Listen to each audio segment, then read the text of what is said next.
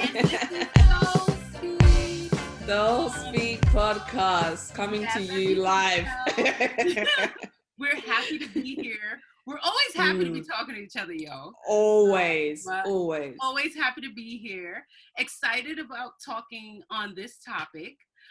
Yes. And of course, before we get into anything, we're going to get our Instagram stuff out of the way.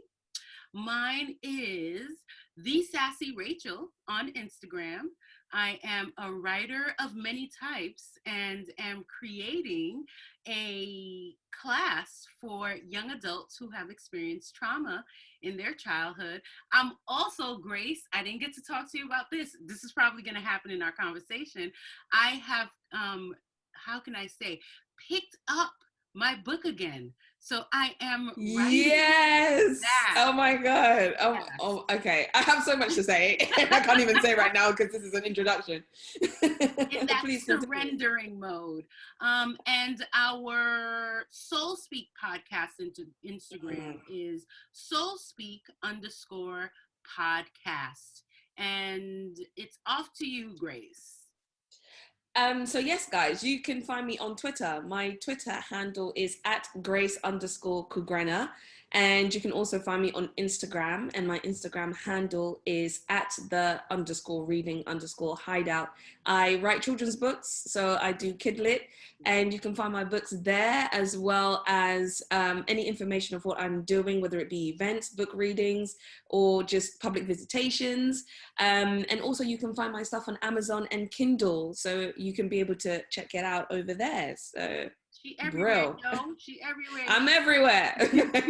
Can't miss her. So happy to be here again, as I was saying. For sure. Absolutely. So, as usual, Grace and I were talking before. Oh, my hand just as usual, Grace and I were That's serious. Before the recording, because we're chatty, and yes, we were talking. I was telling Grace about my surrender story. Yes, and I thought it was very interesting, Grace, because you said it was a practical application of what surrender is, because people usually think of it as something that's so philosophical and far away. So I'm going to go ahead and tell my little story, and then we just take it from there. God takes it from where we are. God meets us. Absolutely. So this week I am not on my mic again, which gets on my nerves because I really love the sexy sound that No, guys, it's really calming. It's super soothing and calming. I'm like, what? Who's speaking? So I'm not able to do that, right? So here's what happened. So the port in my mic has gotten loose, right? I looked on YouTube. I was able to diagnose this problem. And yesterday I started to, I guess, become a MacGyver, so to speak, a lady MacGyver. So I took apart this mic. It's incredible what it looks like inside too. It's like, oh snap, this is what makes this up. Anyhow. So as I'm looking at the instructions and on YouTube, because YouTube has everything. I'm getting more and more frustrated because, like, why doesn't the video know that this is the part that I need? So this guy is skipping over, like, how to get these knobs off and all of that. So my frustration is mounting. Right? So I get to the point where everything is finally taken apart and there's soldering that has to be involved. By the way, soldering, do you know how to spell that word? Because I remember years ago I learned, I was like, how is that soldering? It looks like soldering. That's what it looks like. Really? Yes.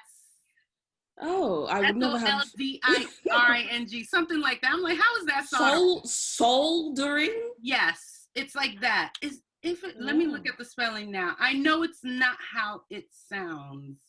Soldering. Yes, SOLDERING. Yep. What? Yeah. But that's like totally to the side, and I knew that at this point. But anyway, I just put that out there. So soldering is, of course, when you're burning one piece of something to attach it to something else. You usually do this with Yes. like electronics and stuff. And Yes. for me, this is when this was my breaking point. I was like, nah, son, not doing Mm. all of that. Mm. So I started to become more frustrated. I then decided, after, my frustrations, I Mm. decided to take a pause. And for me, Mhm. this was the biggest thing. I took a pause and I asked God for help. I said, God, help me. Mhm. Because I saw Mhm. how I was going. I noticed how I felt. It was Mhm. only mounting. I was feeling miserable. I was Mhm. panicking. All of these things was happening. And Mhm. it was uncomfortable is an understatement for how this felt. Mm. So I paused and I decided, you know what? Let me call a repair place. Mhm. So I called a repair place, and the guy was telling me minimum cost for soldering is $50, and I'm like, that's basically half the price of my mic. So I'm like, I don't think this is worth it. So I remembered that I bought my mic from Best Buy. Mm. Best Buy, by the way, Best Buy warranty, I suggest that. If you have Best Buy near you and you buy electronics, buy it with their warranty. I did not happen to do that with this particular item, but it still turns out well. So I called Best Buy and they were able to locate the item even though it wasn't on my screen. And what happened with that was I have two accounts. Mhm. One with my married name, one with my maiden name. So they were able to locate my purchase. From Yeah. there, first of all, the customer service guy was really nice. He Mhm. gave me the warranty number. Then he set me up with an appointment with Best Buy. There was a location that's nearer to me that he said it would be 10 days before I would be able to go, have this looked at. Mhm. So he gave me the address of another location, which I'm able to Mhm. go to tonight. Mhm. So all I say all of that to say it turned out really well, Mhm. but because I did not allow myself to remain in that panic state and I Mhm. surrendered to what's happening in the moment. Mhm. And I decided, you know what, God help me so that I can have this go another way. So Mm. that is something that's outside of me. Mhm. That's not my usual way. That's not how I would have done it within myself. But taking that pause, and it's always for me a pause, and listening to what other options there can be, to me, is what is representation of surrender. So, I didn't prepare for the podcast, but it just was really something so close to surrendering, and we had decided this Yeah. is what we're going to talk about today, and this hit Yeah. my life even with the microphone, with the actual podcast that we're doing. So that's my introduction today to surrender. Thank you for sharing. That was like, I absolutely love that story because I was saying to Rachel that we always make surrender as a theological, philosophical ideology, as if it can't be implemented into day-to-day life. I really do believe that the devil's in the details, right? It's how we do the small things, we will do the big things. Mhm. And when you see things happening in our lives, in the smallest ways and in smallest examples, that helps you to be able to really break down what's happening in the grand scheme of things in life, right? For Right. me, surrendering is really understanding to let go of the control that you think you have in a situation that you actually don't, Right. right? And how I've felt about it is a lot of the times there's a lot of self-denial, right? Like, I'm not trying to control anything, like it's just things should have been like this, we make up excuses. Yeah, but it should have been like this, or I had planned this or whatever. And that's where I've struggled a lot. Um, prior to us recording, Rachel mentioned that she believes us humans, a lot of us, we like to experience things in a linear fashion, right? And anything that deter us from that drives us nuts, because we expect it and we anticipate that this is what's going to happen next. For me personally, it's the bane of my existence. I'm a planner. I love to plan. I love to make sure that everything goes to plan. Everything is prepped for me to know where I'm going, what I'm doing. And I used to think because I'm a planner, I'm not a control freak. Right? I used to think this is what's like, listen to this. I'm just planning. That was my excuse. I'm planning to prepare for myself. For me, control, I've always seen it as, well, in the past anyway, I'm not trying to control you as in another person, and I'm not trying to control the situation. I'm controlling me and what's happening to me directly. So everything I was trying to control didn't impact or didn't hinder someone else. Hence why I didn't think it was control. Does that make sense? It makes sense, but I want to see where this is going. Yeah, so for me, this is my thing. I'm doing this for me. I'm going to wake up. I'm going to prep for, I don't know, any test, any exam. All of this is isolated things. This is for me, right? So when things don't go to plan based on what I have planned for myself, then I was able to see how control played a massive part in it, and the frustrations will build up. Do you know what I mean? Yes. So yeah, as opposed to thinking about other people, I realized like I was super controlling towards myself. Right. And that plays a part with hypercriticism, isn't it? You're super hypercritical to yourself, where when you miss the mark in the littlest things, I would really treat myself really badly. And because I had to control the narrative, I had to control the outcome. And I think that's what it was as well, trying to control the outcome of what it is that you're doing. So what I've learned a lot, not just this year, but the last 3 years, about surrendering. First and foremost, when surrender happens, a lot of the times your back has been pushed against the wall. You don't have another outlet. You don't have another strategy or, contingency plan that you can be able to utilize. You're always pressed against a wall where you have to put your hand up and put the white flag, right? Otherwise, if you had other options. That's how you look at it now, or? I feel like to get to that point, do you know what I mean? For you to get to that point. First time or first time? Okay, first time. Not always. First time. Always becomes a situation where you already know that, you know what? I'm not going to get better in this situation, and I just need to let go and let God, right? First time I learned how to surrender was 3 years ago. And that was outside of my power, like powerlessness was basically the theme of my life at that time. When you get to that point for the first time, when you truly experience surrendering, it really is powerlessness. You have nothing, no one, there's no rescue in any form. And I think that's the moment where your back has been pressed against the wall. You raise your hand and you're like, you know what, you win. I spent 3 years ago, 2 years ago, maybe.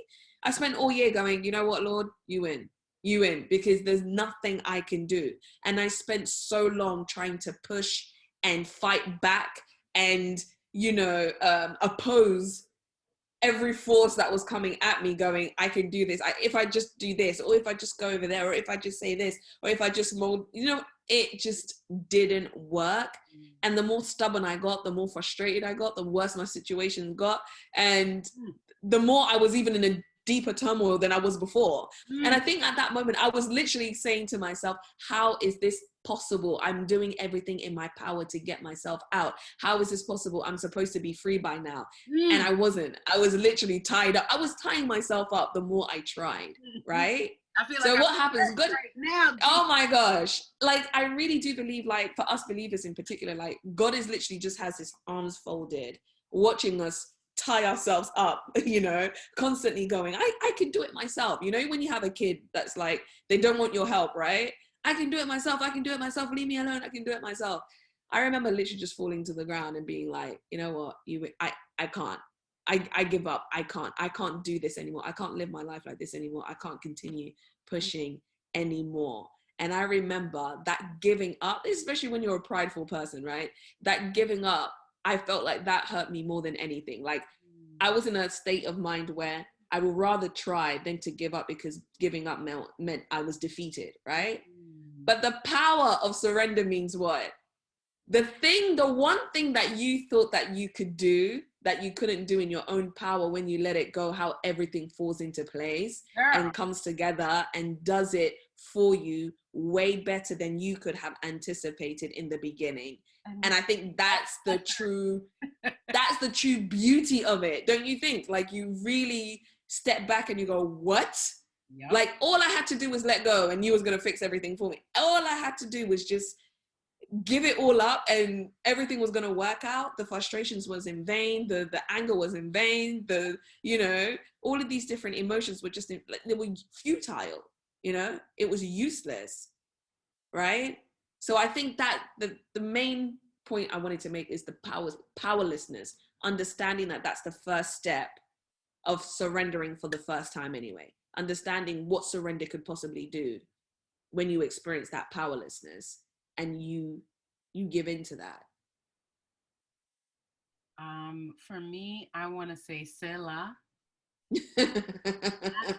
And I have been, speaking of surrendering, when I am speaking, because I've been having a lot of powerful conversations in my life. Those are accumulating in my life, thank God. So when there is a moment in the conversation when you feel the power and of what was expressed, to pause and to absorb that moment, for me, is so important. And that's how I feel about your story. Really described so much of what happened to me in my early 30s. That's what I'm going through right now. 30 is the point for me of brokenness. Like that's when broke. Yo. Like, because I'm going to say a bunch of things. Hopefully some of them make sense, because my thoughts are all over the place with what you've described. Coming from the background of parents in the Caribbean, and I'm not just saying this is Caribbean parents. I am really— Don't come for me. Don't come for us. And many others. I'm coming for everybody. But coming from a Caribbean background with parents who expect you to do not well, but the best, right? Yeah. There are high expectations that are already placed on us. And we fall under that, or we accept that as it is, right? Yeah. So, and this is us acting in our own will, because there are things in life, as I'm learning now, it's just not as important. Accomplishments, I don't know that accomplishments and achievements are all of that. Living my purpose is important. Yes. Having the how do you say, like the warriorness or the fighting spirit that you need to complete tasks for you that's been laid out by God, and overcoming things in life, you need that. Life, to me, bills your ass for that, whether you like it or not. Yes. So there are certain things in life, yes, you must overcome. But as humans, I find that we make things important that are not. I don't know how it is that we decide to correlate, like, okay, becoming a lawyer, becoming a doctor, becoming like these things become important and not the essence of what it actually means. So becoming a doctor, not just for the status, for the helping of people, for, accomplishing what you could, for giving into this gift that God gave you. Like, those are the things, in my opinion, that give you like true satisfaction, not accomplishing for the sake of accomplishing. You want It's to a calling. yes, that's what you want to be doing. Your Mm. calling. Your Mm. calling. And I feel that we have strayed so far from that in our society that when Talk we about it. hear what your calling is, for at least for me, when I first heard calling, it was something that I felt so far apart from, especially in my early 30s. I don't feel like that now, but it took this long to understand what my calling was. But your calling is always inside of you. You're born with your calling. So Yeah. I feel in my, and this is all my opinion, you know, but I feel like the lack of surrendering comes with these things that are added onto us as, you know, layers, unimportant layers in our lives that serve to distract us from what we're supposed to be doing. And we become overrun by those things. So here we've got, you know, you need to get straight A's, Yep. to behave in class and all of these things. And while there is importance in some of that, I believe what most of that teaches you is how to not be yourself, For because sure. you are simply following rules. And Yeah.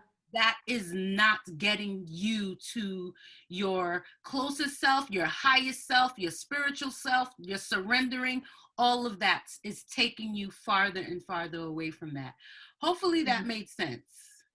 That made perfect sense. That made perfect sense because the way I see it, when you have not just parents, but let's say society and every authoritative figure telling you this is what you need to do and this is what you need to accomplish to become successful, because a lot of the times we can easily blame our parents or whatever, but um they're also kind of learning with the time and evolving as society evolves, right?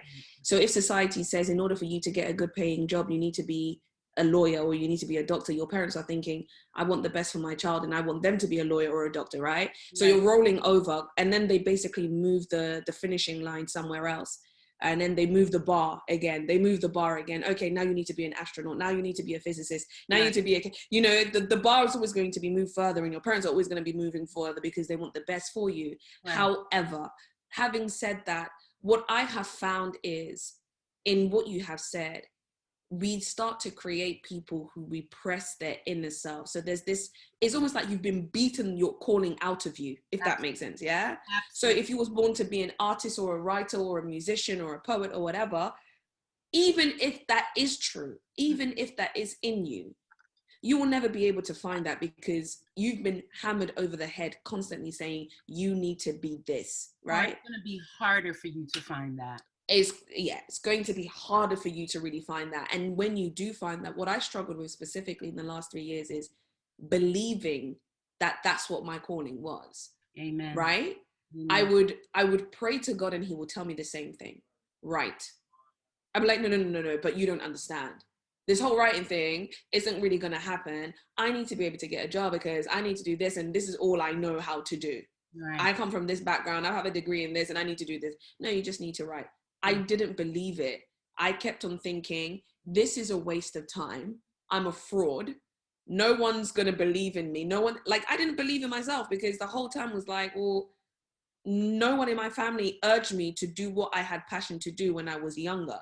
So by the time God is calling me to do something, I'm like, well, no, I don't have faith in that. I don't have faith in you. I don't have faith in myself. I don't believe in this talent. I don't believe that I even have a talent. I just know how to do what I've been told to do all these years. So then just putting your best foot forward and saying, I'm going to try. Do you know how long it took me to try, guys? You know how long it took me to just, from hearing what your calling is and actually actualizing it, it took forever because I was so afraid. I was so afraid. I cried every single night. I just thought, it's never going to happen. I can't do it. I'm useless. Like, just talking so badly towards myself. And I couldn't surrender my past. I couldn't surrender that that chapter had closed. Mm. And I wasn't going to be working in a corporate environment anymore, or I hear I you. wasn't. And do you know what happened? Do you know what really happened? I kept on holding on. I was like, look, I'm just going to look for a job and get back to the hamster wheel that I used to live on, right? Every job rejected me. I couldn't get, this is the thing, I couldn't even get interviews. Wow. And this was really crazy. And I've never not been called in for an interview. Never. Like everything I experienced, never experienced it in my life before. Wow. Right? I had a CV that I was so proud of. I worked 10 years to be proud of a CV. Imagine that. Wow. Right? And me thinking, I've got this in the bag. This is nothing. This is peanuts. I can do this with my eyes closed. Nothing. Dust. Nothing. Everywhere I went, it was like, nah. I would pray and God be like, I told you to write, bro. I'll be like, no. I'm going to go back and I'm going to apply for the jobs again. That told you, bro. No, that's me. That's me ad-libbing and saying, bro. He said, right. Nah, it's just right. Right. I know if that was you, you would have been like, right, son. Yeah. Just right. And I literally, yeah, for sure. But I literally was like, making up excuses, essentially. That's what it was. I was making up excuses because I didn't want to surrender. So I sat there just complaining and moaning and crying and being broken because I didn't know of anything of, of such, having a calling and living in your purpose as opposed to living for others or living in the way that society has said, this is what you need to do. This is what you need to accomplish. And the crazy thing, guys, is the things that I used to do in the past, I wasn't fulfilled by that. I was working to get a paycheck. I was working to pay my bills. Yeah. I was working to maintain this ideology of what society said that this is a complete total person. Right. Do you know how we, this person's got their life together. Right. They've got this, they've got that, they've got this, they've got that, they're cool, they're set. When that's not true. That was far from the truth. I was literally on a hamster wheel doing all of these things and still being super frustrated, always thinking I'm lagging behind, always thinking that there was more to obtain. And that's my biggest problem that I still struggle with, where it's like, there has to be more. I want more. I want more. Contentment didn't exist. And Rachel and I have spoken about this so many times, about contentment. She would say to me, but Grace, you need to be content. I was like, I don't want to be content. I'm not content about anything. I need more. Say that. I said that. I'm not content. You said, Grace, we need to learn contentment. And I literally was having a nervous breakdown like all the time. Like, guys, I was a wreck last year, man. She exaggerates, guys.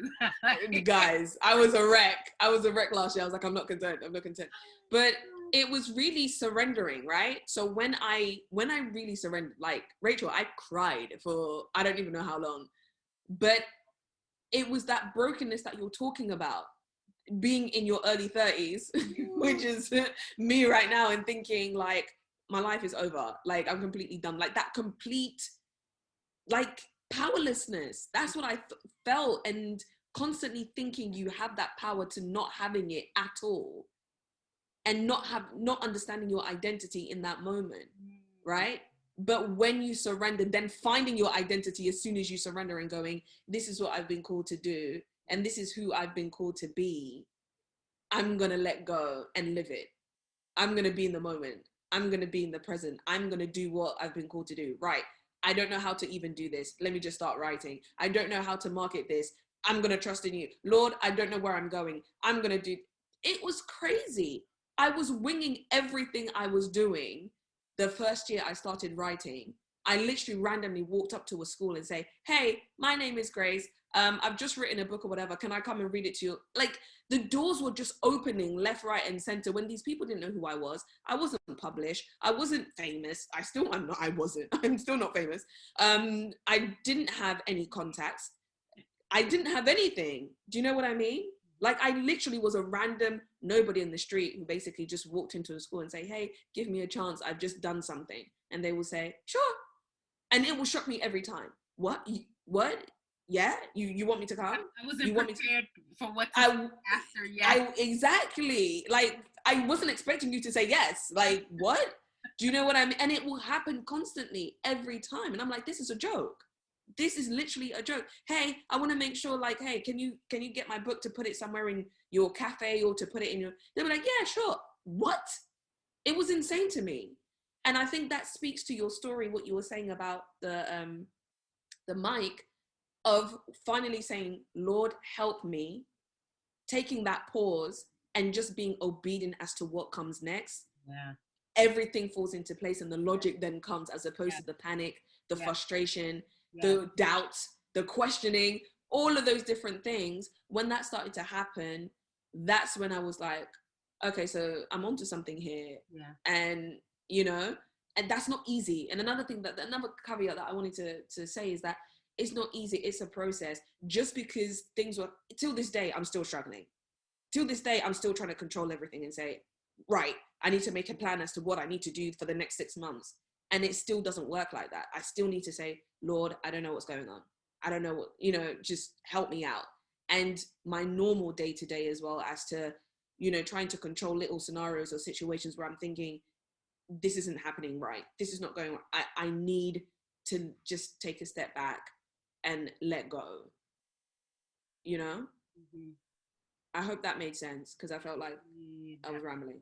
That made perfect sense. Yeah. And I'm feeling just so very still and peaceful, in this conversation. But a couple of things that you said, I wanted to elaborate on my end on. Yeah. To me, I look at surrender as the process of unlearning the control that we have been taught, which will make it is powerlessness, in order to gain your grounding and standing in God, and that is your power. Because for me, what has been happening since I haven't been working is that I know within myself, I am a powerful person. I have a powerful presence. It's not something for me I'm like, like putting myself up or anything. I have that effect, and it's something where I did not used to like. Like whenever How I come? go into a room, I would be noticed. Whenever I had a problem with something, I would say it, and people would have problems. Like I constantly ruffled feathers, and it wasn't for the gaining of attention, but this is how I was made, like you was perceived by others. Nature. Were you perceived by others like that, in that Yes, way of gaining attention, as opposed to what it truly was? Correct. And I struggled for years in my life to conform, which was a big joke because I never could conform. Because the way None of us can. look at things, the way, for me, I grew up a lot in solitude. And I think solitude does a thing to you where you think, you do not group think. I process differently. I totally agree with that. Yeah, I'm the first to be like, yeah, but that doesn't make sense, instead of, so I come with that independence and lack of caring what people think, but at the same time caring what people think, because I'm a human being. So there is a part of me that cared, and I tried to conform. So in this past couple of months, since I haven't been working, and for me, where I was crushed again, I might write a book called Lessons from the Couch, because I was done. I was laid out on the couch for 2 months with no energy, and I looked at it as like I was in a state of panic, because I had never seen myself that way, nor had I ever felt that way. But the more that I surrendered, and I mean, and this is not the practical way in which society would teach you to be. Like, get up and do something. No, I Exactly. hurried up and laid the hell down because that's what I needed Yeah. to do. I was Yeah. exhausted. Like everything that was going on in my mind, I'm still not Yeah. aware of now. But it was Yeah. a Yeah. process of which I did not know what was going on. And Yeah. once I laid down and succumbed to it, Yeah. another word for surrender, is Mm-hmm. when I started to have some energy. And it Mm. wasn't something where I was like, I didn't plan for it.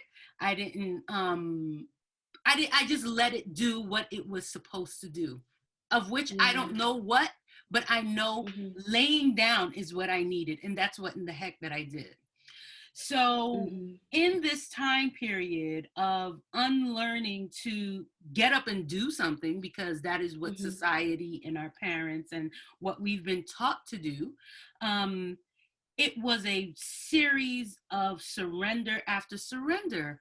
And for Yeah. me, because I have struggled with my experience in my childhood, with childhood trauma, Mm-hmm. I would blame most things on the trauma that I experienced in my childhood, which has merit. It has Mm-hmm. its merit. But I'm Mm-hmm. also not, I wasn't realizing, and I'm starting to understand now, those experiences that I had, they are mine, they are my own. I cannot Mm-hmm. change them. And Mm-hmm. they have shaped me to be doing what it is I'm meant to do. Because um Mm-hmm. if I don't know if I'm saying this correctly, but what I've heard is nothing is wasted in God's economy, right? Absolutely. Everything that I'm experiencing, and I'm starting to notice it now, is helping Mm-hmm. me with what I'm supposed to be doing with my future. Mm-hmm. Even as much Mm-hmm. as talking over this podcast and having this conversation and Mm-hmm. it enlightening the both of us and people around the world. I love to Mm-hmm. talk. I love to talk about, Yeah. deep stuff. And I've experienced a lot of deep stuff. I have a lot Yeah. to draw on, Yeah. Yeah. even that. So I say all of that to say is I was kind of down on myself that here I am with time because I'm not Mm-hmm. working. Thank you, Jesus. I'm glad I'm out of that. Yeah. And that's another thing we can talk about, how we left our jobs, like how I think Yes. That's real surrender though. yo, Like, because we really had to, and we both had the same. I feel like it was quite parallel in our response to us leaving our jobs. oh my It God, was like so similar. leaving, not getting fired, If I literally leaving, mic dropping, like I'm out, deuces. out. It was the same. It was literally it literally just drives me crazy because when I think about it, I'm like, wow, how uncanny, how literally Yo, Rachel's out here going, I ain't taking this. yo, And you guys are not going to treat me like this, right? yes. And I'm literally in a meeting telling my manager I pulled a Yeah, middle yeah. finger, like, suck it, Grace suck went it. about it a bit different.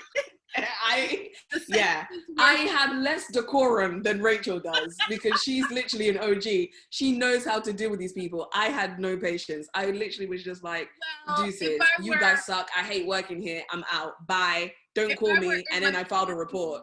if I were in my 20s doing that, it would have been on that level. But I was in my 40s.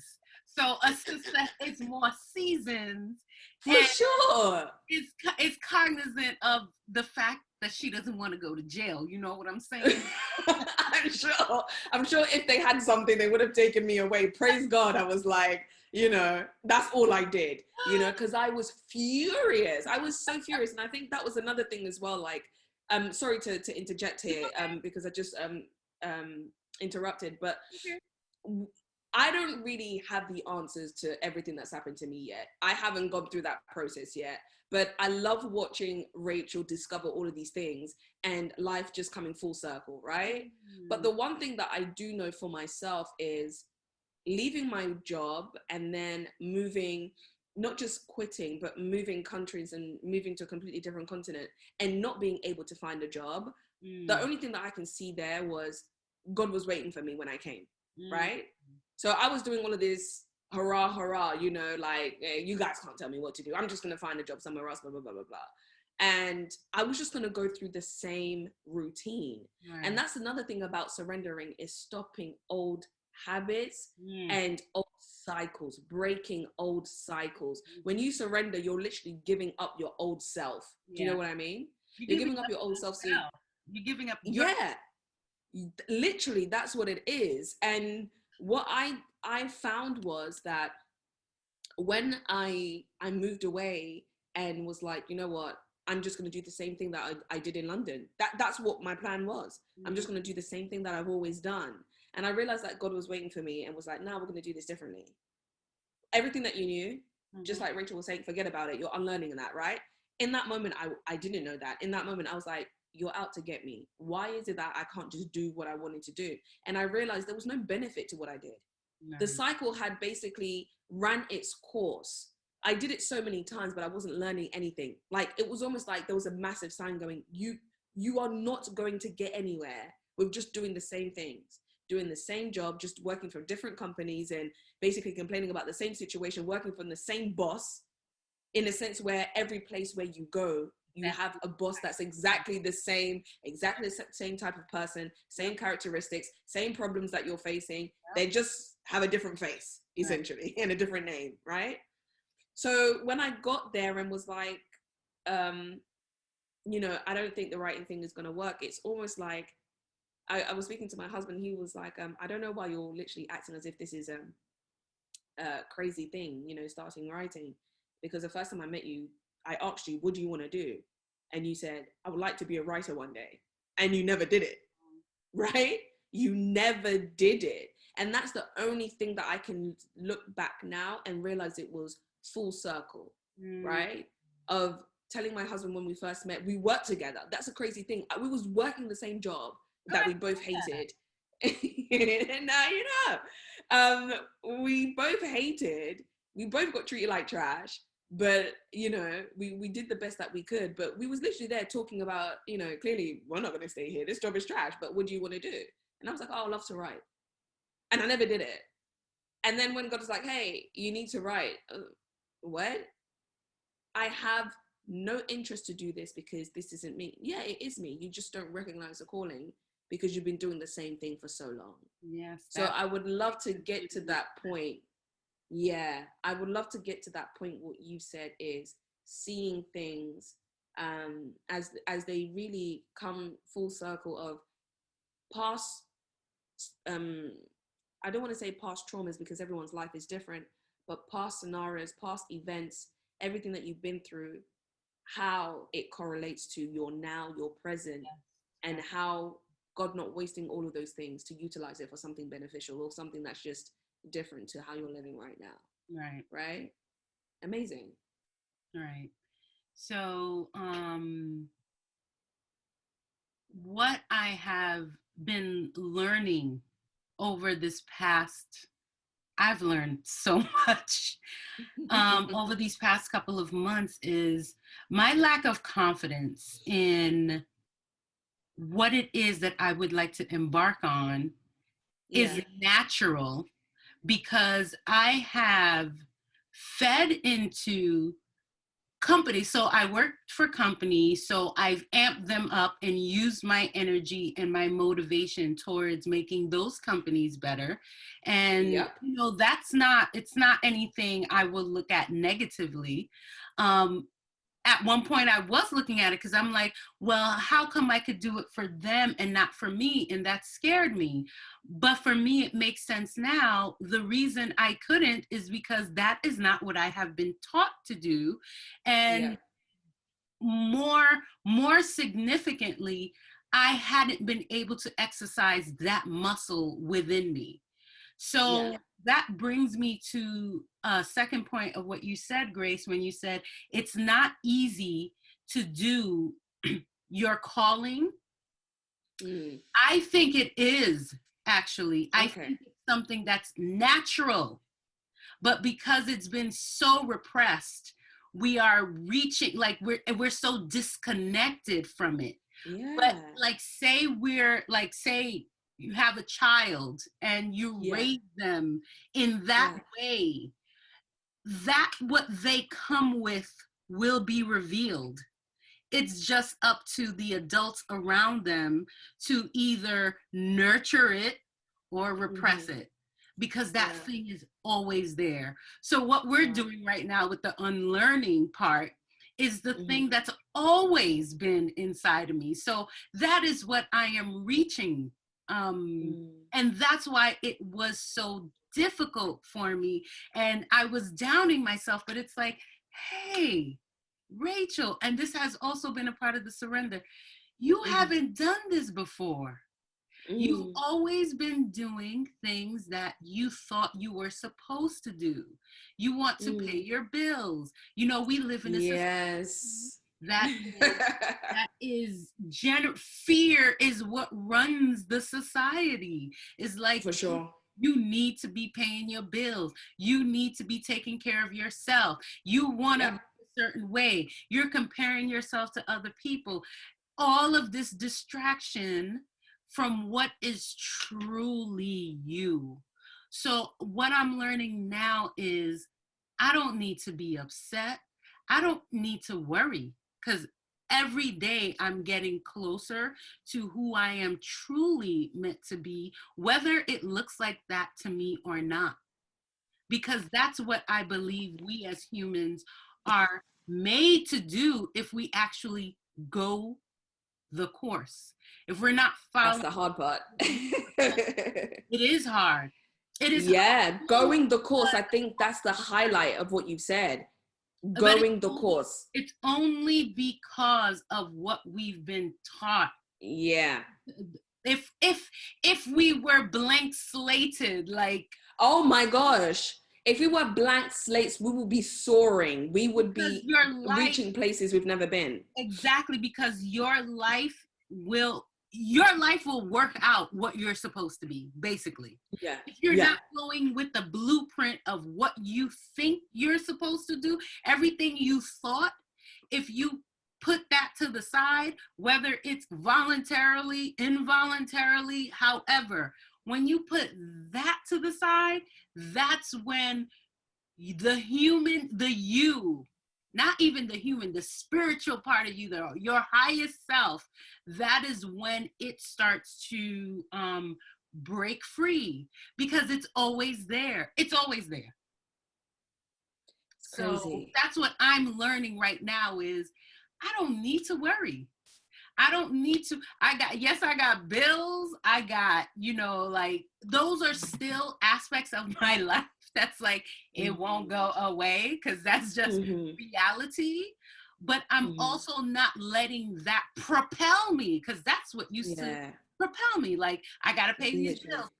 Yeah. That's not my main thing, but that's because I decided I wasn't taking that crap from my job. But it was also, I was put in a position where, yeah, nah, this is not working to me. It was made most obvious where I was extremely uncomfortable. So it's not like I got there, Mm. easily. So I'm not Yeah. saying it is easy. I'm saying it is natural, and it would be easy if I weren't taught. And this is not a Yeah. blame to anyone. If I weren't taught that other things take priority than me truly becoming myself, basically. I So, totally agree with that. I totally agree with that because that's the struggle I've been having. And I said to you how this week we both said it to each other, how this week's surrender was a big topic, a big theme within our week. And for me, I think that's the difficult part of constantly leaning back on what we've been taught. Do you know what I mean? right, Leaning back on your past self, as I right. like to call it. Every time things get stressful or a bit difficult, or I don't have a contingency plan because nothing's working out and my mind is blank, you will see how I start to get super frustrated and I start to control everything. But it's always in regards to career so far, I think, because that's where the powerlessness lies. right? When you are surrendering, you're allowing God to take control. He's in the center of everything, right? He's the driving force. And the path that he has set for you, that's the path that you want to take, because he's the one who's got the roadmap. You don't, right? And at the same time, he's the one who's created you in a way where he knows what you're best at and what is it that you're going to excel at. He wants the best for you. Right. And I realized for myself is when I don't know, and I think that's one of the things that I'm struggling with or trying to work with. When I don't know, I freak out. You know what I mean? It's almost like wanting that to. means you're always freaking out then, because we never know. Duh. No. This is the crazy thing. It depends on which area of life, right? You can, you can say, oh yeah, but what about this? And I'll be like, I don't know. When it comes to my future or in regards to work, that's the thing that I struggle with the most. I cannot know about anything else and I'll be okay. Like you said, oh, I've got bills, I've got this, right? That's the main focus, because it's almost like a dire situation in that moment in time when you're thinking about it, right? Because it is a tangible thing that needs to be dealt with, right? And it doesn't go away, like you said. For me, that's the situation in regards to work. All right, I've been given this whole situation where, right, I need to work, I need to write, I need to do all of these things. And I remember saying to myself, I even spoke to my husband about it, because he's like, why are you worried? Why are you doing all of these things? And I said to him, if I don't do it, nothing's going to happen. Again, that's a form of control. If I don't physically make something happen, push for so-and-so, look for something, look for an event, look for this, look for that, nothing is going to happen. And I cannot have nothing happen, because it all is dependent on me. I am the one doing everything myself. Therefore, I'm responsible, right? That's the logic that I used. And God doesn't work like that. Do you know what I mean? So I'm leaning back on all of these things. And the more I lean back on these things, the more I panic, the more angry I get. Not angry at others, angry at myself. The more I talk down on myself, the more I feel like I'm being, what was the feeling I think I was saying to him? I feel like I've been left behind. That's what I kept on saying. I feel like I'm running against time. I feel like I'm playing catch up. That's what I kept on saying to him. I'm playing catch up. I'm behind. I'm lagging. I kept on saying to him, I'm going to blink and everybody's going to be like 10 miles ahead and I'm still going to be behind trying to gather and put everything together. And it was this sense of being lost, this sense of fear and doubt, and the idea that God's not going to pull through, lack of faith, essentially. God's not going to pull through because I'm in this on my own. And if I don't do something, nothing's going to be done. Therefore, I need to pull myself by the bootstraps and I need to make things happen, like a magician. And it was a very interesting conversation, because he was like, when has things actually happened when you've made things happen, quote unquote, right? They haven't. Because you're leaning upon your own understanding and creating narratives, creating ideas, doing things out of fear never works out for anybody. Doing things based on doubt doesn't work for anybody. You need to be rooted in what it is that God has told you. You need to be rooted in the purpose, in your purpose, right? That doesn't depend on other people. It doesn't depend on how far someone else has gone or how behind you feel you are. All of that is perspective. All of that is your own ideas of what you think it is. You can feel as if you're behind, but you're not. Because if God wants you to be in that moment, in that situation, in that moment in time, that's where he has destined you to be, right? You're at the right place at the right time, doing the right thing. When it's time for you to move forward, he's going to make sure, by opening the right doors, by giving you the right, the right thing to do in order for you to progress and move forward, right? Mm-hmm. And I felt this heaviness like really fall on me this week, where I was just like, I'm not made for it. Like and I don't know if it was like this whole victimhood thing where I was just like, I'm not feeling it, like I'm not into it. And I think I really had to remember to let go. Like he had to really smack some truths into me to be like, nah, you're wrong. And again, what did I have to do? I had to go back on my knees and be like, Jesus, help me. I don't know. Like I really had to put it to prayer, where I was like, I think it was a revelation of, a lot of the times we say to God, let your kingdom come and let your will be done, right? We always say, do it, let your will come to pass. Will be But done. thy will be done, right? Because we're secretly anticipating that will to be aligned with our own will and our own purpose, right? But unfortunately, as soon as we say that prayer, it's like, no, I'm going to do it my way. And then we get pissed off. But it was a real revelation for me to be like, I'm going about this the wrong way. I'm really, really trying to create the narrative that I want you to follow. Right. So things can be done my way. Right. And then I can achieve this contentment. But that's not how it works. Because I've gone 5 miles ahead and God was waiting right behind going, I'm not moving. I'm not going anywhere where you're going. I'm the one leading this ship, not you. So I really had to kind of trace back my footsteps and be like, right, this is it. I need to really stop where I am. And I need to be cognizant of what I'm thinking, how I'm feeling. And I need to give it all up and take time off and step back. Because nothing's going to happen if I try to do that. And there's no good feeling that comes out of it. Sorry, I feel like a Debbie Downer right now, guys. But there was no goodness. I didn't feel any type of joy when I took the wheel trying to navigate everything and do everything myself. If anything, I felt worse about the situation. Right. But as soon as I was like, you know what, I'm done, I was able to not only see clearly, but to actually feel okay with where I was. Right. I think the power of that pause is so important. And just celebrating getting to that point is a big thing, instead of, oh, you had to remember, or oh, you had to thank God you did.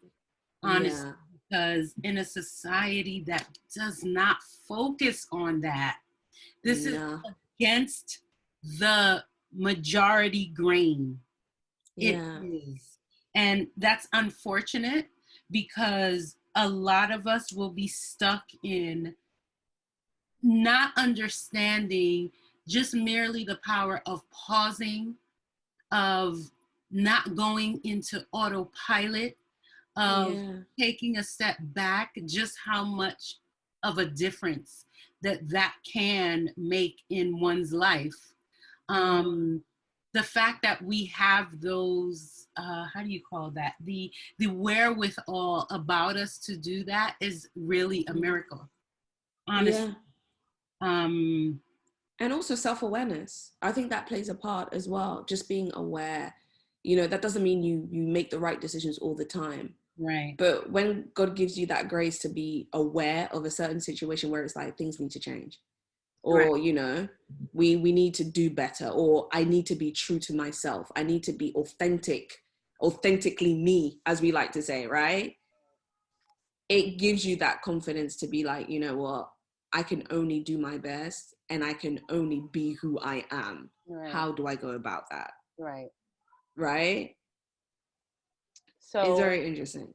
I do find it very interesting. So for me, this process, like what you've described, it sounds to me like how my early 30s was. And I'm still Take me out of it, please. To me, 33 was that was to me the breaking point of all breaking points. Yeah. And I'm still going through that process, but I see how it's been layered, right? So my brokenness and surrenderedness and my powerlessness, I experienced that in Jamaica, where I was also in another country. Parallel lives. Where I had nobody to rely on. So I had to, like you said, I had to rely on God. And as situations happened, like me having my divorce, I relied on God. I did not want to have a divorce, but I saw that the situation was so not for me, and the place was not for me, and the marriage was not for me. And that is something I relied on God for. Coming back here, having gotten a job, and the process that I went through, that was a whole reliance upon God, because had I leaned on my own self, I would have thought that there's no way that I could do that. But having been broken the way that I was, I got to understand what the heck I was really made of, not what Crazy. society was telling me that I ought to be doing. So to me, the surrender and breaking out of your usual pattern, you get to see yourself.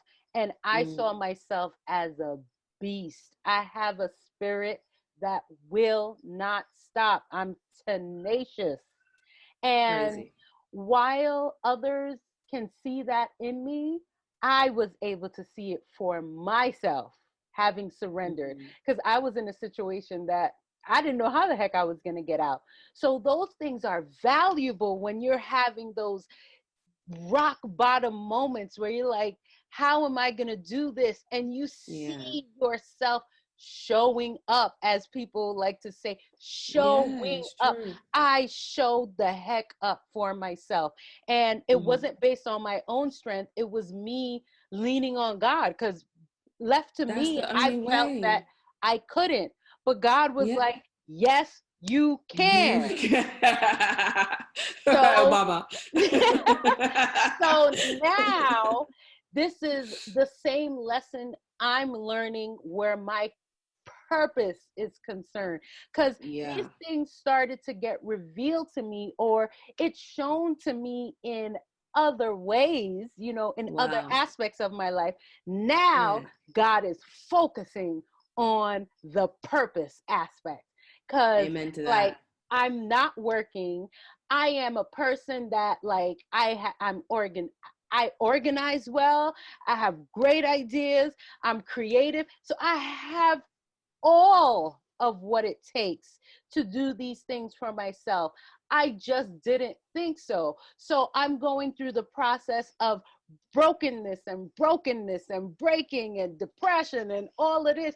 And each step I come closer to, oh, but I can do this, because the things that God is producing in other areas of my life, like a support system, like this podcast, the opportunity to do it and talk to you, and the class or the curriculum that I'm creating, for young adults who have been through trauma. Who the hell else is more qualified to do that than me? For sure. Right? So these things started out as baby ideas, but I don't think I can do it, to the point of, well, who the hell else can do it? Who but you?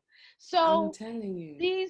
So the process of being depressed and being on the couch and thinking that I can't do it, and all of that is leading me to this. So I didn't have to do a thing, but let the process take its course. And this is what's coming out of it, but not letting my fears stay in my way. It's like, okay, the fears are here, but God is here, and being able to understand and look at the process as a whole, as you're being taught and pruned and shaped, even in your depression, even disciplined. Because now I'm telling you, now I'm starting to, because I picked the book back up, and I started out with 5 minutes a day, because that's all I had. And actually, the 5 minutes a day was with my curriculum, which has been put on pause because there's research that I'm doing. But the 5 minutes a day, which was hard for me, and I was getting down on myself, like, this is hard for me, here I go, here's the trauma, and I was like, wait, hold on. What if it's not the trauma? And what if this is just God saying to me, hey, put that on rest for a little bit. Look at other things in your environment. So I'm not looking at anything as a resistance. If it is not working, there's a reason. So I put that down. I picked up my book, because everything I'm working with is very much connected. And the book, like I am writing every day. It is now flowing out of me. This thing that I started 2 years ago, that I just stopped. I picked back up and it is flowing out of me. I'm Amazing. like, okay. It's meant to be. So yes, it is. And I'm not looking at anything with resistance because for me, when you surrendered, not only is your repressed self coming up and you're connecting to God, I do truly believe things are effortless in that space. That's what my husband said. My husband said the exact same thing. I'm yet to learn that, but he's effortless. Of the same mindset. It's effortless but it's like what you said with going to the schools and the people saying yes. This is what's so crazy though, Rachel. The way things actually manifested themselves was so bizarre to me, because I wrote this book, and before I even went to the schools, because I didn't know what I was doing, I was just like, I don't know. The first thing that God said to me, you need to go to church, right? Mind you guys, I'm in the Middle East. I'm like, what? Church? What are you talking about? He was like, go and find a church. And I go to find a church, and then he's like, you need to serve. I was like, serving doing what? And the place where he placed me was children's ministry, where I was teaching children, right? So I just wrote a children's book, a picture book. I didn't know what to do with it. And then I was serving in children's ministry. Listen to this. I planned to be there for a month. I'm like, this is how you know I didn't surrender properly, right? I wrote the book in terms of surrendering, but this is what I had planning, guys. That's how stubborn I am, guys. I was like, right, I'm going to be here for 2 months, and then I'm going to be out, because by 2 months, I'm going to find a job, and then I'm going to be, working back in my old grind. I'm not made for this. This isn't for me. You look how ridiculous and stupid things are. Like, God's looking down going, this girl is foolish. Like, she literally, all she needs to do is just serve and wait on me. I'm literally concocting all of these different plans, right? I'm going to be out in 2 months. This is nothing. Fine. I stay there and I meet all of these kids. These are like 5-year-olds, 4-year-olds. So I'm not a teacher, guys. Not by profession, not by trade, not even by passion or, whatever, hobby. I'm not a teacher. So I get there and I sign up to be a volunteer. I'm just supposed to help kids out, give them food, help them play or whatever. I think my second or my third time I come, they said, hey, would you like to teach? No, I would not. I don't know why you're asking me. With an attitude.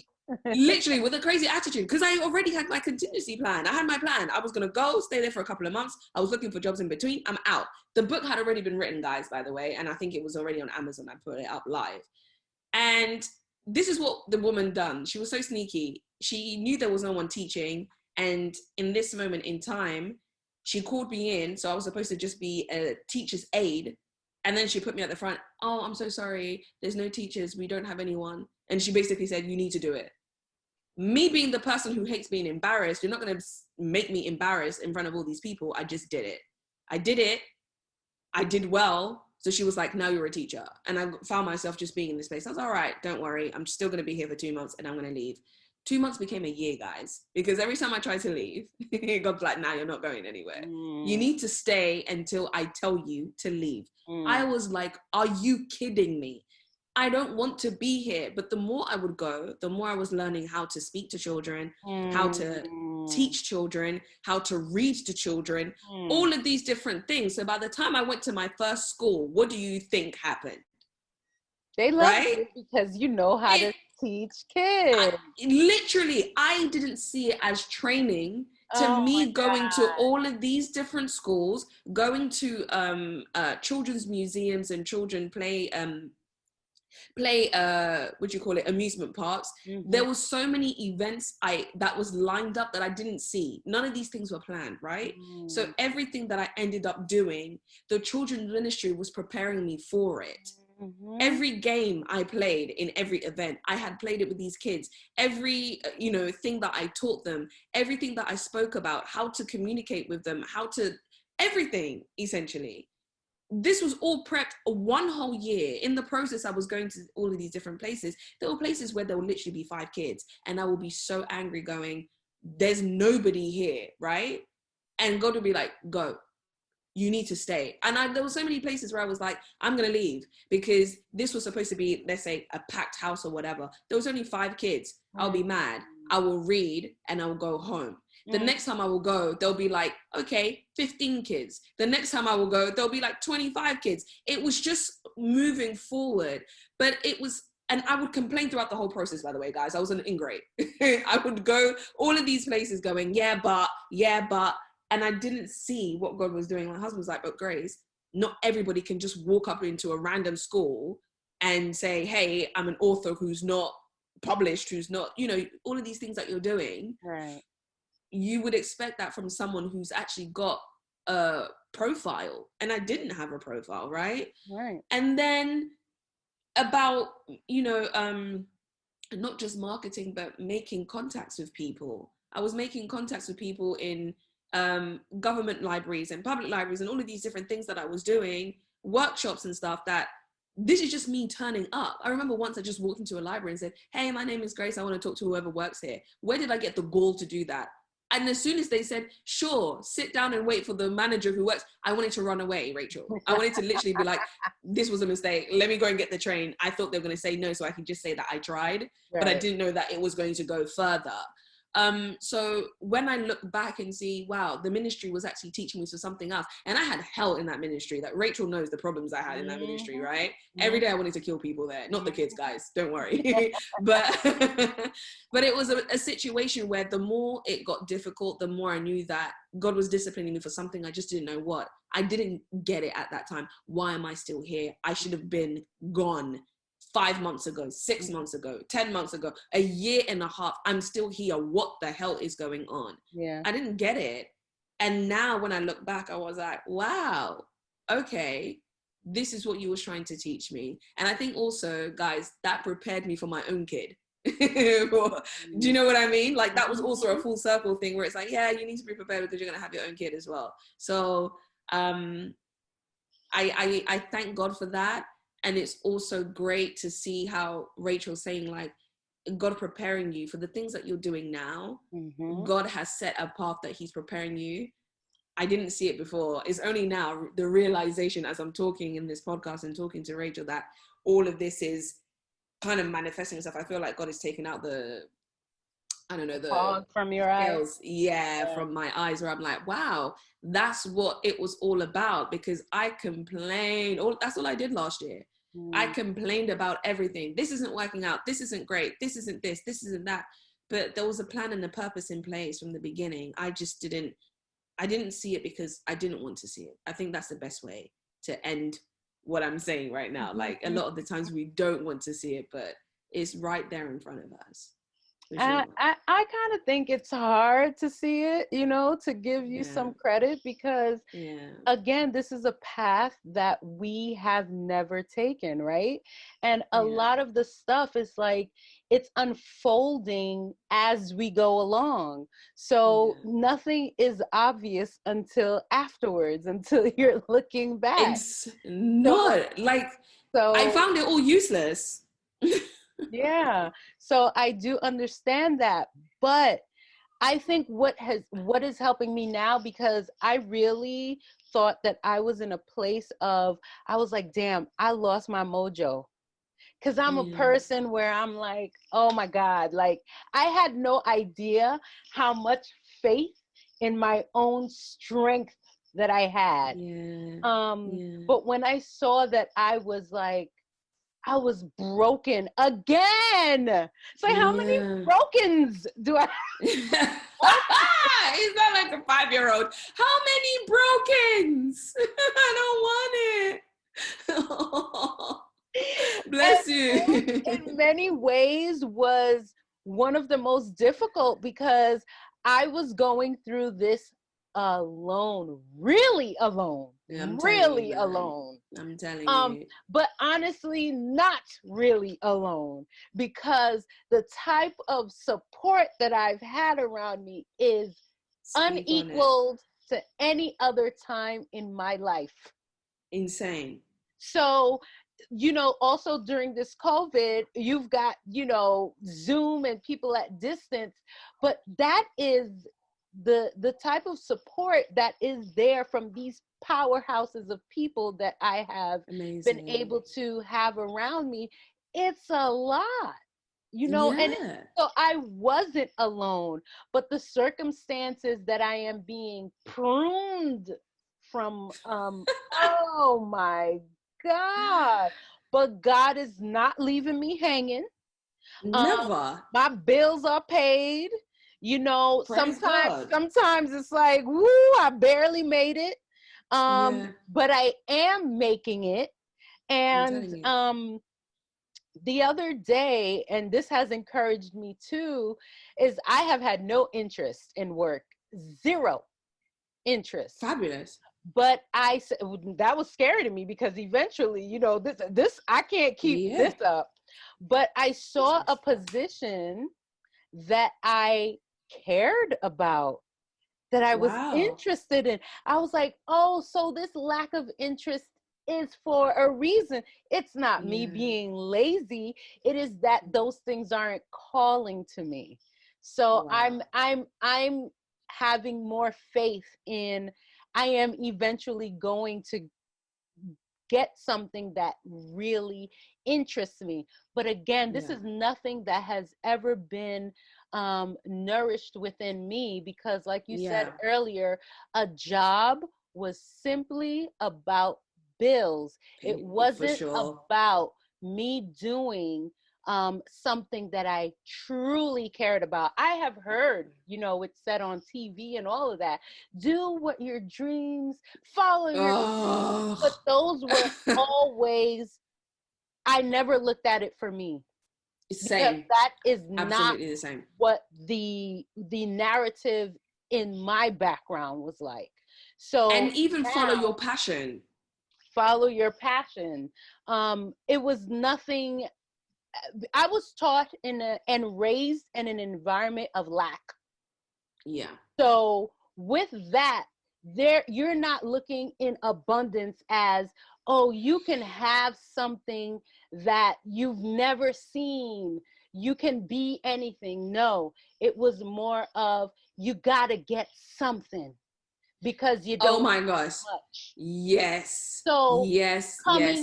Out of that kind of environment, and this is all new, and it's incredible, and I see it as a work of God, and I know that God is creating the path for me, because this is not from whence I come.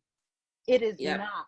Because even when I explained to my mother that I'm looking for something that I care about, she didn't 100% understand the concept, because that's no not one the does. old school way.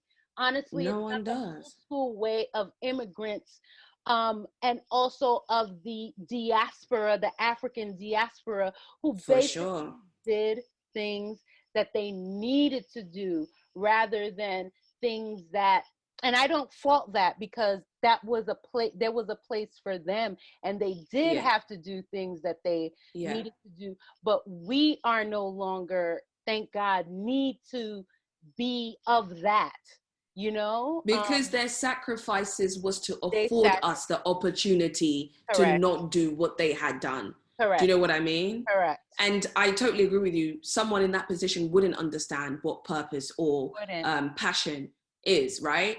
Because it's like, it's unattainable to them. It wasn't attainable, right? So for you as well, how you're raised, both of us, and the background that we have, it's not everything is possible, right? Everyone else has that. It's not for us. It's not. All things are possible for everyone else, but for us, no, it's not obtainable. Correct. Everything needs to be tangible. It needs to be in the present. It needs to be now. You need to make it happen. And it's this methodical thing of moving forward, as opposed to living your dream, finding out what your passion is, going alongside what you're good at, what you enjoy, what you excel at, and have a desire for, right? There was no such thing. I feel like every immigrant parent burns and destroyed every child's dream.